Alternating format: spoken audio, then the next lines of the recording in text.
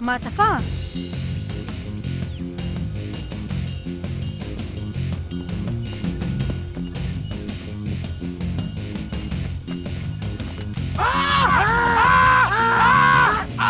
די!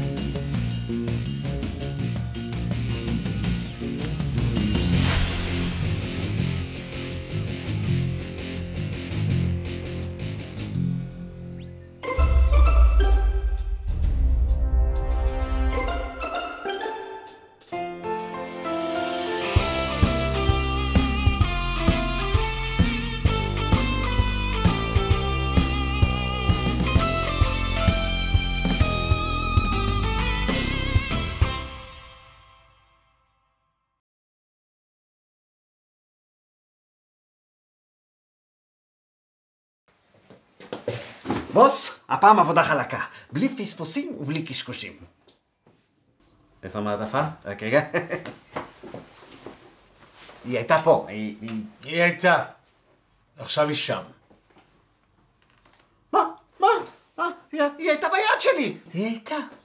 עכשיו היא אצל חיים. גם הפלת את המעטפה. גם נעלמת מול העיניים של הילד, חשפת את הקלפים, עכשיו הוא יודע שזה לא משחק. נשי. הגיע הזמן שתצא קצת לחופש. שתתאוורר, תחטיף כוחות. אני אמשיך במשימה לבדי. כמו תמיד, לבדי. אבל בוס, זה באמת... נשי, משהו לא ברור. ברור.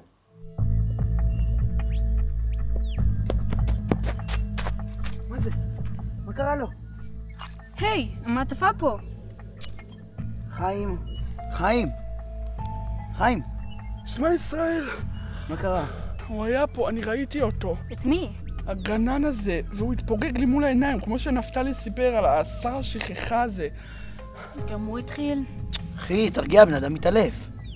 חיים, מה ראית? אני הולך פה בשביל, פתאום הגנן הזה בא עליי, ואז הוא מתפוגג לי מול העיניים. זה בטח השחקן הזה, שניסה לחטוף לנו את המעטפה. שחקן?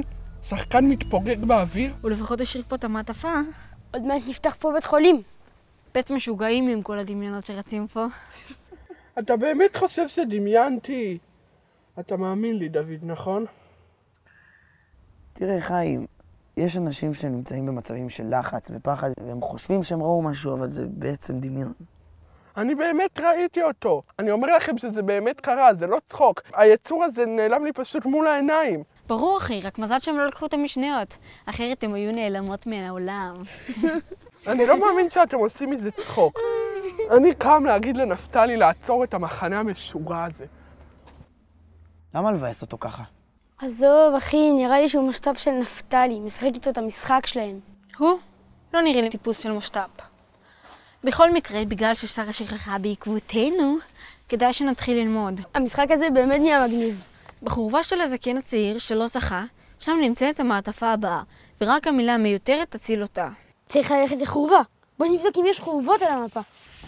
הנה, חורבת רבי אלעזר בן עזריה, חורבת הקיפוד הוורוד, לא נראה לי שזה, חורבת בן זומא. אוקיי, בוא נבדוק מה כתוב במשנה. מזכירים לי יציאת מצרים בלילות, אמר רבי אלעזר בן עזריה, הרי אני כבן 70 שנה, ולא זכיתי שתאמר יציאת מצרים בלילות, עד שדרשה בית זומא. זה נראה לי מהגדת פסח. באמת נשמע לי מוכר. טוב, יש פה את רבי אלעזר בן עזריה, ויש פה את בן זומא. אוקיי, מי מהם לא זכה? רבי אלעזר בן עזריה. מה זה הזקן הצעיר? לא שמעתם על הסיפור של רבי אלעזר בן עזריה? תזכיר לנו. כשהוא היה בן 18 רצו למנות אותו לנשיא. ואז קרה לו נס וכל השערות שלו הפכו ללבנות. למה? כי זה לא מכובד שהנשיא יהיה צעיר וילמד את כל הזקנים. מגניב. תחשוב שבוקר אחד אתה קם וכל השערות שלך לבנות. מפחיד. קיצר, המעטפה נמצאת בחורבת רבי אלעזר בן עזריה. בוא נלך. מה עם השיעור של הרב רימון? עזוב אחי, אנחנו כבר יודעים איפה זה, חבל על הזמן, בוא נלך. אתה בא? עזוב, אני נשאר פה לחכות לחיים. לא רוצה, לא צריך. יאללה, בוא נזוז. 1, 3, 8. נפתלי, קום בבקשה. נפתלי. מה קורה? אני מצטער שהערתי אותך, אני פשוט גם ראיתי אותו. שר השכחה, ראית אותו? כן, הוא פשוט היה מולי ונעלם לי מול העיניים, בדיוק כמו שאתה סיפרת. אז הוא מסתובב פה. איפה כולם? הם ממשיכים לפתור את החידות. מה? כן, הם בטוחים שהכל במשחק ומצחוק. הם לא מאמינים לי. אתה מספר לי? כן, זה כל כך מעצבן, אני מנסה לשכנע אותם שבאמת ראיתי אותו והוא באמת נעלם לי מול העיניים, והם עושים צחוק מכל העניין הזה.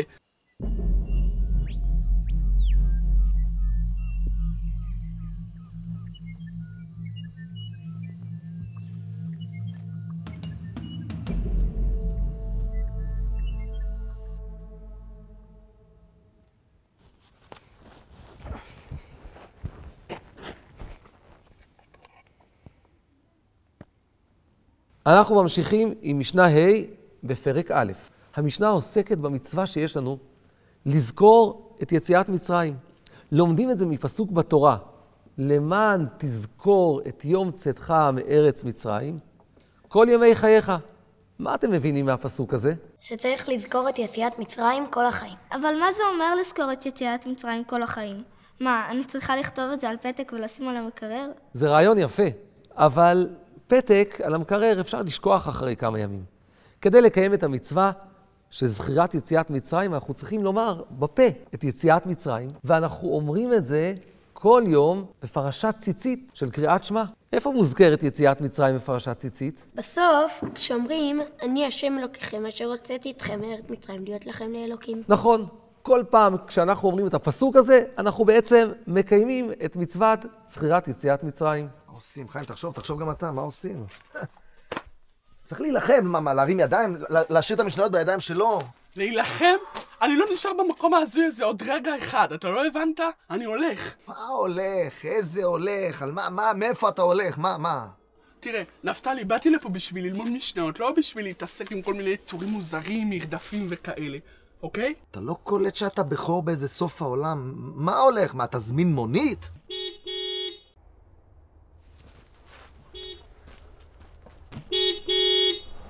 פה זה המחנה של המשניות? כן. ביקשו ממני להוריד את הילדה. יכולה לרדת.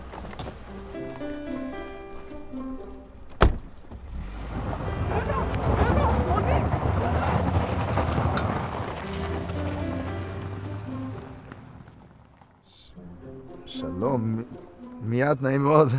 אני רויטל, אני אחות של גבריאל.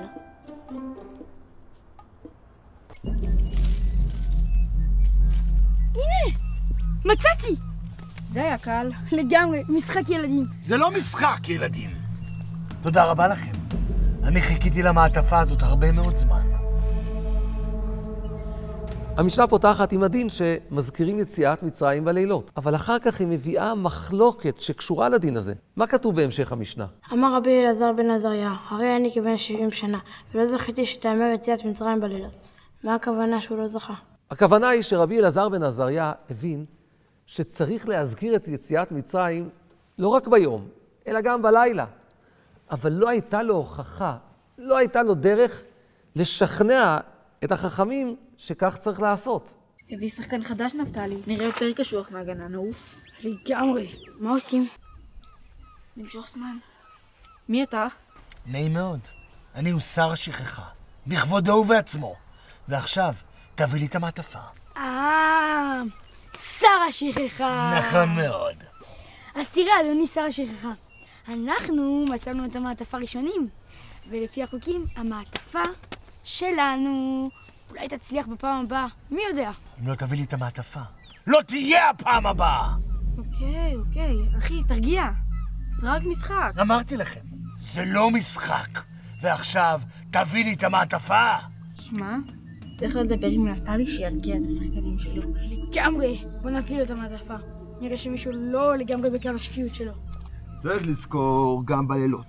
בימים, אין שום שאלה, גם חכמים מודים לי. אבל אני אומר, צריך לזכור גם בלילות. רבי אלעזר, מה אתה עושה פה? שלום עליכם, כבוד השר.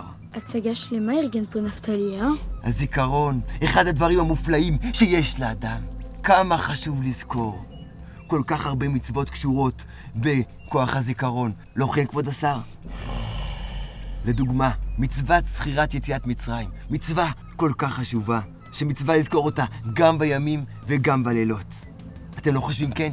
כבוד הרב, אנחנו באמצע איזה עניין. אם אפשר את הדרשות אחר כך. אבל חכמים הם לא סוברים כן. הם אומרים, מספיק לזכור ביום. צודקים, וגם זה יותר מדי. כל הזמן לזכור ולזכור ולזכור. אבל אני בטוח שיש הוכחה בתורה שמצווה לזכור גם בלילות, אבל לא זכיתי לגלות. אולי יש לכם איזה רעיון? זה בטח קשור למשנה. אז איך בסוף יודעים שצריך לזכור גם בלילה? עד שדרשה בן זומא. בן זומא הצליח למצוא הוכחה מהפסוק שצריך לומר קריאת שמע גם בלילה. שנאמר, למען תזכור את יום צאתך מארץ מצרים, כל ימי חייך הימים, כל ימי חייך הלילות. מה זה אומר? אנחנו יודעים שאין בתורה מילים מיותרות. אם יש מילה שנראית מיותרת, צריך להבין למה היא כתובה. אז אם כתוב למען תזכור את יום צאתך מארץ מצרים, כל ימי חייך. חכמים הטריד אותם. מה זה המילה כל? מה זה התוספת של המילה כל? כל בא ללמד אותנו לא רק ביום, אלא גם בלילה. אבל חכמים חולקים על בן זומא, הרי כתוב, וחכמים אומרים ימי חייך העולם הזה, כל ימי חייך להביא לימות המשיח. נכון, חכמים מסכימים עם בן זומא שהמילה כל מיותרת. אבל הם אומרים, זה בא ללמד אותנו עוד דבר חשוב. גם אחרי שתהיה גאולה, ונהיה בגאולה שלמה, תמיד צריך לזכור את יציאת מצרים. גם אז נמשיך להזכיר את יציאת מצרים. יש לכם איזה רעיון, כיוון, איפה יש הוכחה בתורה שמצווה לזכור גם בלילות? טוב, הם לא יודעים את התשובה. אפשר להמשיך? חבל. אם הייתם יודעים, הייתי יכול לעזור לכם עם המעטפה. רבנו, הם לא יודעים. הם לא נראים לי כמו הטיפוסים שמקשיבים בשיעור משנה. כל טוב! בחורבה של הזקן הצעיר שלא זכה, שם נמצאת המעטפה הבאה, ורק המילה מיותרת תציל אותה.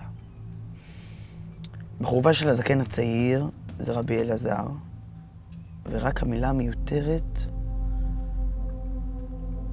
המילה כל. המילה כל היא מילה מיותרת, אבל תציל אותה... נראה לי שהם צריכים עזרה. אתם בטוחים שאתם לא יודעים? אמרתי לך שצריך להקשיב לשיעור לפני שבאים לפה. אפשר אולי חבר טלפוני? חבר טלפוני? מה הפשט? שום חבר טלפוני ושום דבר. זמנכם עבר. חבל.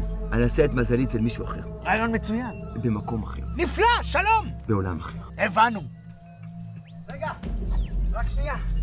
רגע, אני יודע את התשובה. בפסוק כתוב כל ימי חייך. והמילה כל היא מילה מיותרת, וממנה לומדים שצריך לזכור גם בלילה ולא רק ביום. נפלא! נפלא! כל ימי חייך! דרשה נפלאה. זה לא אני, זה בן זומא. בן זומא! איזה גאונות! תמיד ידעתי שצריך לזכור גם בלילות. לא לזכור. די כבר לזכור! די כבר לזכור!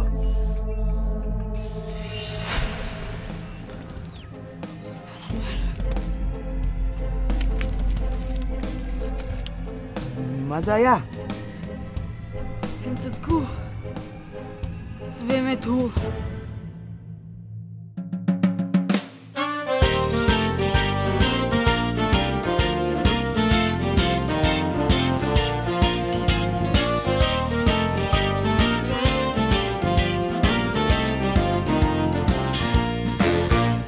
אמרו לי נשמה, רוץ ללמוד משנה. שאלתי איך לרוץ, איך בכלל ללכת.